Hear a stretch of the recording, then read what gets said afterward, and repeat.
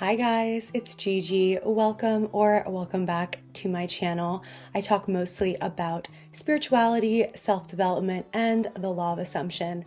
So if that all sounds interesting to you, please continue watching and let me know what you think in the comments below. So what even is revision, really?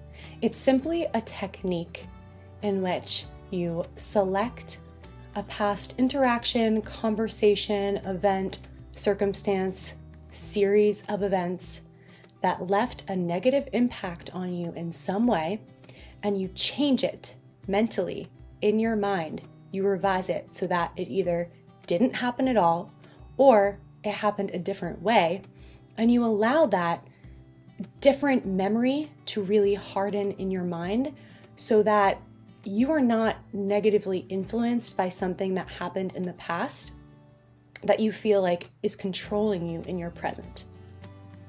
Now, let me tell you what revision is not. Revision is not bypassing or toxic positivity or not taking accountability for your actions. That's not what it is at all. And please do not get it twisted.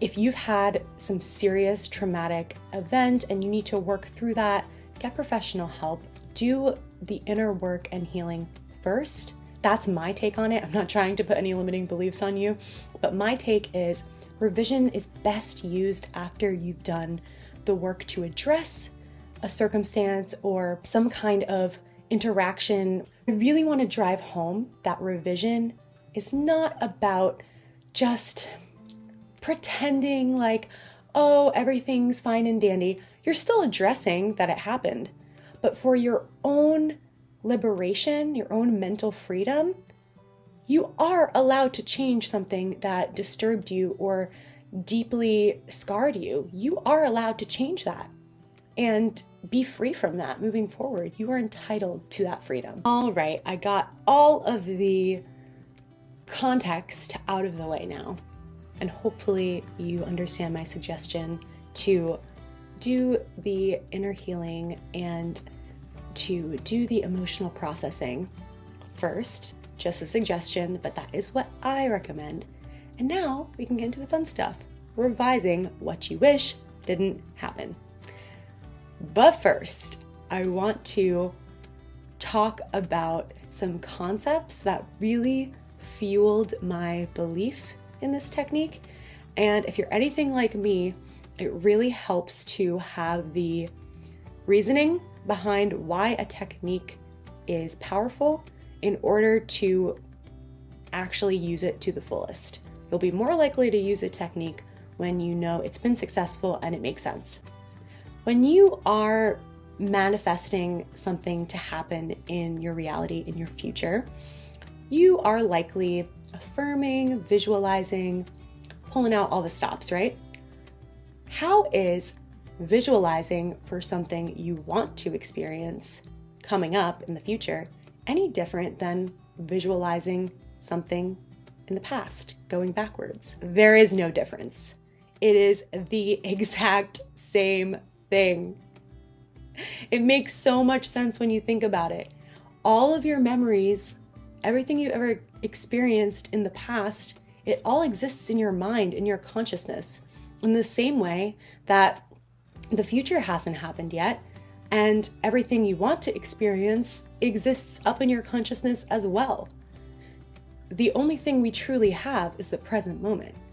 And now, zoom out and think about the multidimensional perspective, what quantum physics talks about, which is a multiverse of everything happening everywhere all at once simultaneously. Parallel realities. All we have is the present. Time is a human construct. So revising something in the past is no different than visualizing something in the future. It's just different directions. You're either visualizing forward or you're visualizing backwards. And this really clicked for me after watching countless revision videos. Of course, I read Neville Goddard, and you definitely need to listen to his lecture, The Pruning Shears of Revision. Just need to shout that out because Neville Goddard is the OG, and we love Neville. But I listen to so many YouTube videos. Shout out to Manifesting with Kimberly for really talking about revision in a way that makes sense for me. But once it truly clicked, I was able to use this technique freely and feel like, oh my gosh, this isn't just a hack. This isn't just something to make me feel better. This is the real deal. I like to think about revision as a tool that I use in 3 ways. 1, I use it for small, arguably trivial inconveniences. 2, I use it for changing formative experiences or anything negative, let's say from my childhood, that I felt like is not serving me now when I reflect on it. And 3, I use it to revise my day right before I go to sleep at night, in that state akin to sleep, that groggy in between being awake and being asleep state, which is really powerful to impress your subconscious with visualizing and revising your day during that time. It essentially changes your day and tells your subconscious you had an amazing day, even if it was quite literally the worst day ever. We've all had those days, but we don't have to let them impress our subconscious. We don't have to go to bed on the wrong note. We can revise those daily experiences in our mind before we go to bed, and then see the positive impact that has, the positive snowball effect, the chain reaction of staying in that positive energy right before bed. For the small events that are inconveniences in your life that you want to change, you can revise on the spot. That means immediately after you receive bad news or something unfavorable happens, you can change it to your desired outcome without taking action in your physical reality, 3D, being confrontational with the people around you. No. You can change it without all of that and allow events to unfold, allow the chain of events to happen that is the path of least resistance to resolve whatever it is that you're like, oh, this is making my life more difficult. It could be a parking ticket. It could be being late for a meeting that was really important and now you're embarrassed and people are frustrated with you. It could be an argument with a partner. It could be a long grocery store line that is just the bane of your existence. Any number of things that you're like, why did this happen? You spilled coffee and stained your couch. It could be absolutely anything. Let your imagination run wild with all the examples. If you stand firm in the belief that that actually did not happen, a chain of events will happen to resolve that. People will call you back and say, oh, actually there was a mistake. Your insurance rate didn't go up and we're going to give you a discount this year because there's this weird loophole that actually works in your favor. You just watch. Mentally revise it up here. Mentally revise it. Do not go arguing with people or trying to fix some kind of disagreement that you're having with a friend or your partner or family member. No. You revise, actually, they were so kind and understanding and we're on the same page about this now. We might not perfectly agree, but we have this wonderful mutual respect and I'm so glad things are working out and there's no tension. And you just watch how someone might apologize to you, or you might receive some unexpected news that magically seems to fix whatever issue you thought was going to be a huge inconvenience. This can happen so quickly too. It can happen so quickly.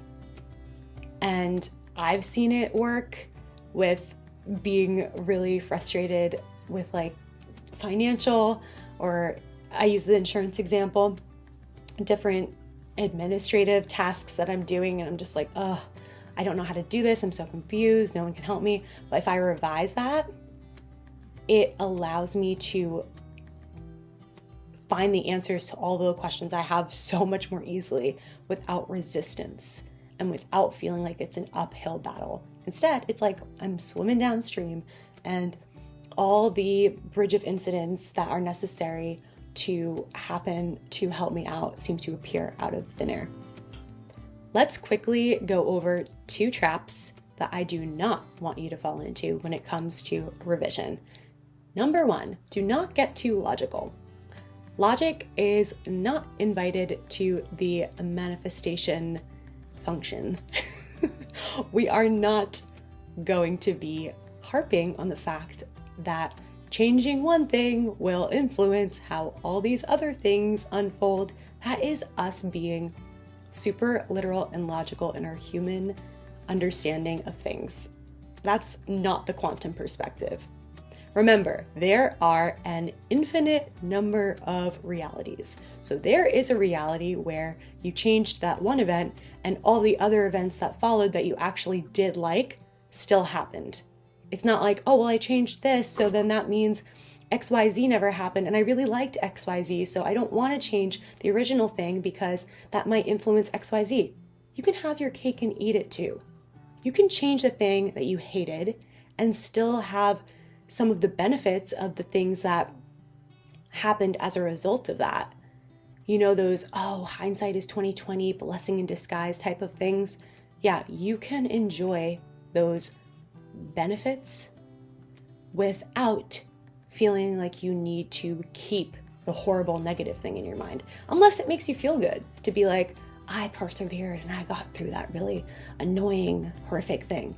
But that's not how I operate. I would rather be like, that did not happen. And I think that people who get too caught up in the logic and this sequence of events and all of these things end up holding themselves back from leveraging the true power of revision and how positively it can influence you and how liberating it can feel. So, number 2, a trap that I think a lot of people who are conscientious fall into is you want to revise absolutely everything negative. You get this perfectionist mentality and you're like, oh my gosh, well, if I have this power to revise, why don't I just revise everything for everyone in my life who has ever gone through any bad thing? And I'm going to go back in my childhood and go year by year. If that makes you happy and that doesn't overwhelm you and make you panic, great, go for it. There are no limits to what you're capable of. But personally, I'm going to pick the milestones, I'm going to pick the highlights that I want to focus on, and I am not going to get perfectionist about this because I've fallen into the perfectionist trap way too many times. And anytime that I approach manifestation from the perfectionist point of view, it backfired and it just made me want to give up on manifesting the life that I desire altogether. Because I was like, there's no point. I'm never going to be able to fix it all. I'm never going to be able to make everything perfect and get it all done, which cancel, clear, delete. That's all horrible. But that is how my mind would spiral because I would want to just micromanage everything. And that's not the point of revision. Think big picture. Allow this to benefit you. Do it until you feel good and comfortable and confident and to where you can enjoy all the perks of it without feeling like it's weighing you down and it's another thing to add to your to-do list. No, make it fun. And if you don't like revising your day before you go to bed, you don't have to do it. This is just one option out of a myriad of options, of tools that you can use in the law of assumption, in self-development. And I don't want you to feel like this is something that is a burden to you. It's supposed to be the opposite of a burden. And if it ever starts to feel like a burden, or if any other person who talks on YouTube or whatever is trying to make it seem like this obligation, do not listen to them. Maintain that limitless perspective. You are the operant power. You are in charge of what you want to do, how you want to use certain tools. And I don't want you to feel trapped. So those are just 2 things to be aware of. I gave a couple of examples of the benefits of revision, how you might see interactions with people around you changing, and coincidences, synchronicities that really are not coincidence at all. They're a direct result of you changing the memory, impressing your subconscious in a positive way instead of a negative way. I want to talk about how the benefits can be a little bit more subtle as well. It could be you changing a pattern of behavior or a habit that you thought was going to be difficult to break, but because you revised a past event that caused you to start that habit to begin with, you're actually not self-sabotaging anymore, and you're not doing that bad habit because the thing that caused you to self-sabotage in the beginning never happened. Mind blown, mic drop. Like, that is probably one of the coolest things about revision. Let's say you want to be a public speaker or you want to be a performer and be on stage, but you had a series of events happen in your childhood where you were just constantly made fun of and humiliated for speaking up, and it's been haunting you your whole adult life. If you revise that series of events never happened, and you truly rewire the neural pathways in your mind to be that you have always been confident, you've always been praised for your ability to be in front of a crowd, and you're just so naturally good on stage, then you will find yourself, almost without thinking about it, taking action in your everyday life from that energy, from that identity of someone who has never struggled with being seen or heard and loves to be in the spotlight. And then you'll be able to actually realize your dream of being a public speaker or performer or whatever. Now I want to talk about how I personally use revision and what I have found the most effective, but play around with it, get experimental. Everyone has a different way of using revision. For me, I like to physically put a pen to paper and write out in a SparkNotes version, a short version, what it was that happened that I'm trying to change. Then I will take the pen and cross out, like scribble out very intentionally and emphatically that old story. And I will crumple up the piece of paper, tear it up, whatever, destroy it, throw it away. You can even burn it, but do it safely. Just obliterate that old story. And I think doing this tangibly with pen and paper is the most effective. This is just my recommendation. Then you're going to take a brand new sheet of paper and you're going to write down in an abbreviated version the new story, what you wish would have happened.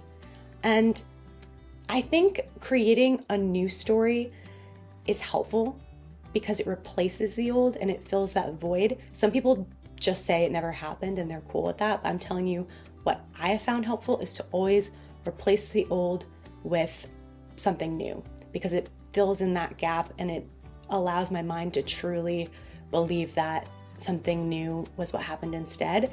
So I will write down the new story and then reread that new story multiple times a day, every day, for a set period of time, just to really solidify that new story. And I know this sounds kind of crazy. It really does sound pretty mental, but I am so serious that the repetition helps. And if you like having a framework, the framework that I like is 15 times a day for 15 days, because it's just over 2 weeks. And I feel like you can stick to anything for 2 weeks and you really see amazing results in just a couple of weeks. Trust me. And it doesn't have to take you that long. You can start to see results instantaneously. You can manifest that you see results right away. But if it's something that was a recurring experience that really left an impact on you, you can give yourself grace and say, hey, it's going to take a little while for me to ingrain this new story. And if you do, let's say, 5 times, 3 times a day, morning, noon, and night, that is a great framework to follow. 15 times a day for 15 days. 15 by 15. I don't know if I should coin this. It might already exist, but if you like mental frameworks, try this, because I really have seen success with it. And I mean, I used to be so afraid of showing up online publicly.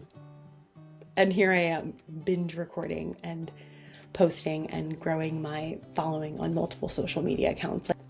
Now, what do you do if you feel like revision is not working at all, if you're getting burnt out by this technique and you're getting frustrated that you're not seeing results, first of all, if you don't believe it's working, it's not going to work. Everything in the law of assumption is about assumptions. So when you're manifesting, whether it's something in the future or something that already happened, you really have to believe that your mind has the power to change this and that it does work and that this law is real. Universal laws are real. Manifestation is real. And you can do this. But if you're getting really fed up, take a break. Do not force it. There are so many tools and techniques and tactics at your disposal that you should not feel like, oh my gosh, this is the end all be all and I'm a failure because I'm not allowing this to work. There is no hard or fast rule to using revision. You don't have to use it at all, but it's just something that you can add to your arsenal to live life feeling better about yourself and better about how you're going to live. Let me know how revision works for you. If you already use revision a lot, let me know what your favorite techniques are. Let me know your success stories. If you were confused by this video and you're struggling, you can also leave a comment below. I will try to answer any questions. I also have all of my information down below.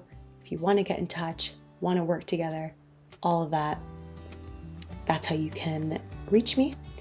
But don't take my word for it. Try revision for yourself. Try it out for size, give it a go, and it can't hurt to try something new. I'm so glad that you watched. I hope that you walked away from this video feeling positive, feeling good, and until next time.